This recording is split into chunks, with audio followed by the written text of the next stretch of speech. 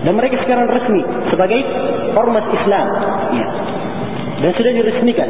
Ini pernyataan sebenarnya yang lebih meningkat lagi.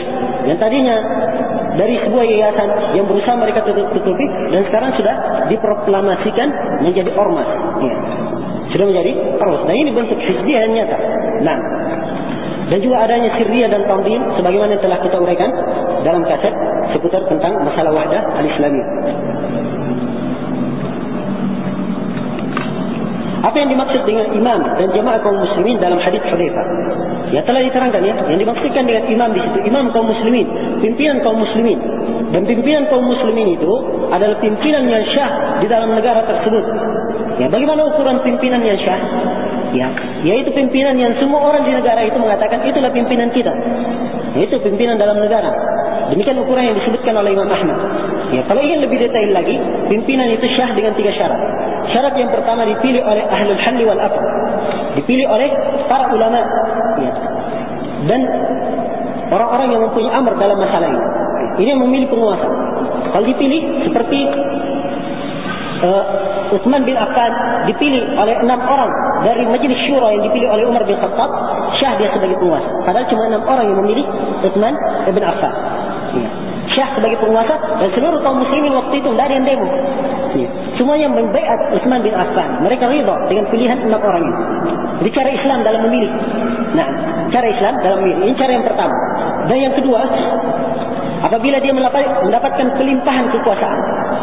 Ya, seperti Abu Bakar As-Siddiq, ya, sebelum beliau meninggal, beliau limpahkan kekuasaan kepada Umar bin Khattab. Maka setelah Abu Bakar meninggal, Umar secara otomatis syah menjadi penguasa, dan semua orang membaiat Umar. Tidak ada lagi yang berbicara. Demikian ya, betapa tenangnya umat terdahulu, tidak ada perselisihan. Ya. Kalau mereka mengikuti syariat Rasulullah SAW. Nah, cara yang ketiga, kalau dia berkuasa, ya, dia syah sebagai pemimpin kalau dia berkuasa dengan kekuatannya. Kapan dia berkuasa dengan kekuatannya dan sudah menjadi pemimpin, maka syahlah dia sebagai pemimpin. Nah, ya, itu yang dikatakan sebagai pemimpin, bukan seperti yang ada sekarang ini. Ya. Sebagian kelompok jamaah dia pasang dirinya amir, pimpinan jamaah, wajib dibaiat. Ya. Kemudian wajib taat kepadanya. Siapa yang keluar darinya, maka dia keluar dari al-jamaah, mati-mati jahiliyah. Ya. Dan jamaah yang seperti ini berbagai macam modelnya. Ada yang masuk ke partai oposisi, ikut dalam partai pemilu pemerintahan, dan ada yang sama sekali tidak mau karena dianggap itu semua hukum tauhid, akhirnya dibikin negara bawah tanah. Ya. Dan 2 jemaah yang seperti ini ada di Indonesia. Ya, ada di Indonesia. Nah, karena itu pemikiran yang seperti ini butuh untuk diselesaikan dan butuh untuk dihabiskan. Nah, karena itulah kita nasihatkan kepada pemerintahan kita supaya tatkala menyikapi seorang atau kelompok-kelompok yang semisal dengan ini, bukan cuma orang-orang yang ditangkap, tapi pemikiran mereka yang lebih berbahaya ini harusnya dibersihkan. Dan cara membersihkannya, ya, mereka berkewajiban untuk mengembalikan umat Islam mempelajari Al-Quran dan Sunnah Rasulullah SAW dan rujuk kepada para ulama yang mengerti Al-Quran dan Sunnah sesuai dengan pemahaman para ulama Islam.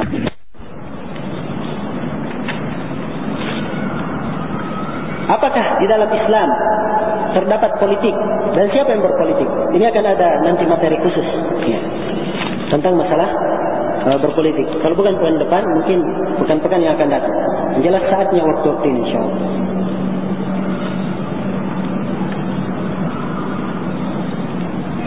UAE mengatakan bolehnya ikut berpartai karena keadaan darurat.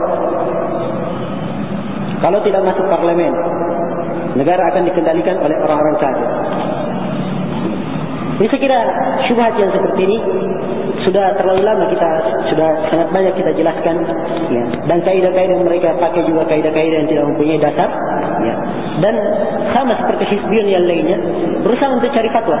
Ya, katanya fatwa Syekh Al-Albani membolehkan, Syekh Bin Baz, Syekh Ibnu Utsaimin, dan tidak ada yang seperti itu. Ya. Tidak ada yang seperti itu. Kita punya nas fatwa para ulama hitam di atas putih, ya. Kadang dengan suara kaset, dan tidak ada, ya, yang seperti itu. Nah,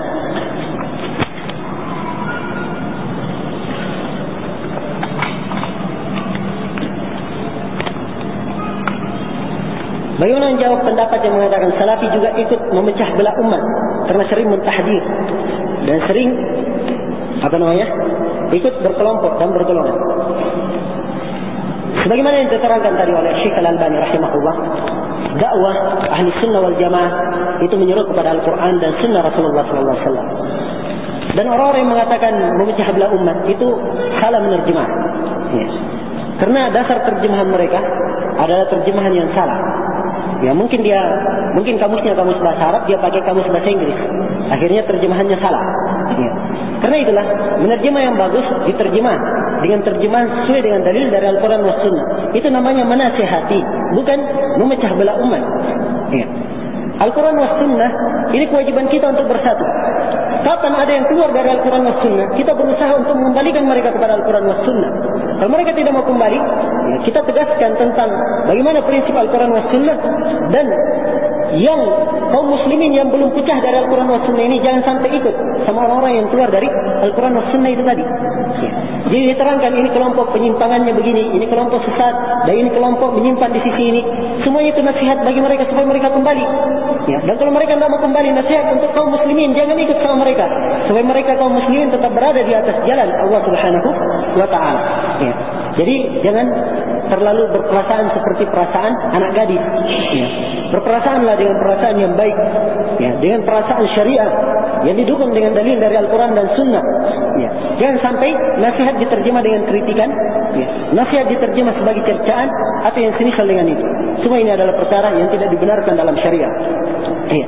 Dan ahli sunnah tidak pernah meminta uang kepada orang yang dia dakwai, dan tidak minta supaya mereka dikumpulkan kemudian memilih ahli sunnah diangkat sebagai pemimpin-pemimpin di pemerintahan.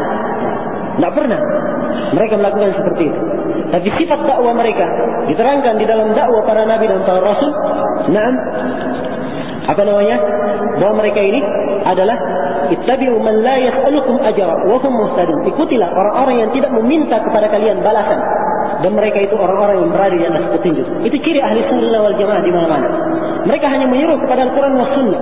Tidak pernah mereka menyuruh kepada diri mereka atau menyuruh untuk mengikuti guru-guru mereka, kepada syekh-syekh mereka. Tapi yang mereka ikuti adalah Al-Quran dan Sunnah Rasulullah SAW.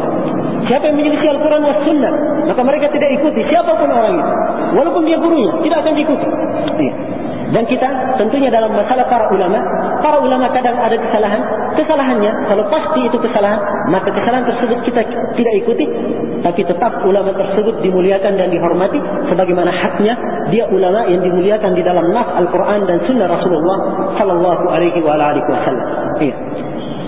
Dan pertanyaan seperti ini sebenarnya saya sudah jawab berulang kali, ya, dan banyak kali, ya. Dan jangan dikatakan bahwa kalimat menyuruh, yang mengingatkan ini salah, mengingatkan ini menyimpang, itu memecah belah umat, ya.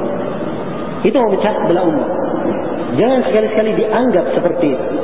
Kalau dianggap memecah belah, iya, bilang saja memecah belah antara yang benar dan yang hak, atau antara hak dan batil. Ya. Karena Al-Quran dikatakan apa dalam Al-Quran?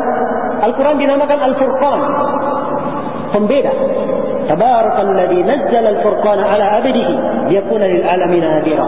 Segala puji bagi Allah yang menurunkan Al-Quran kepada hambanya supaya menjadi menurunkan Al-Furqan, pembeda kepada hambanya supaya menjadi peringatan bagi seluruh manusia. Dan dalam hadis riwayat Bukhari, Rasulullah sallallahu alaihi wasallam bersabda, "Wa Muhammadun farraqa bainan nas." Dan Nabi Muhammad memecah belah manusia. Ya, apa memecah belah manusia? Memecah belah antara orang kafir dan orang muslim, yang hak dan yang batil. Ya. Itu ciri dakwah Rasulullah SAW. Maka hakikat persatuan adalah bersatu di atas Al-Quran was Sunnah. Hakikat perpecahan, dan inilah yang memecah belah umat hakikatnya, orang-orang yang keluar dari rel Al-Quran was Sunnah.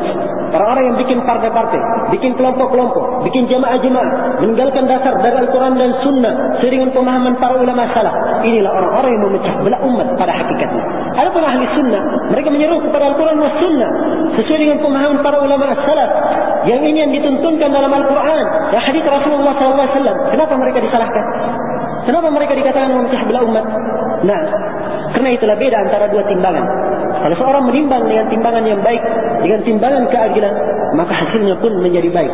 Tapi kalau orang menimbang dengan pandangan yang penuh dengan kedengkian dan pandangan yang penuh dengan sangkaan yang jelek, maka hasilnya walaupun emas di depannya semuanya dianggap tai. Demikian keadaannya. Wallahu musta'an.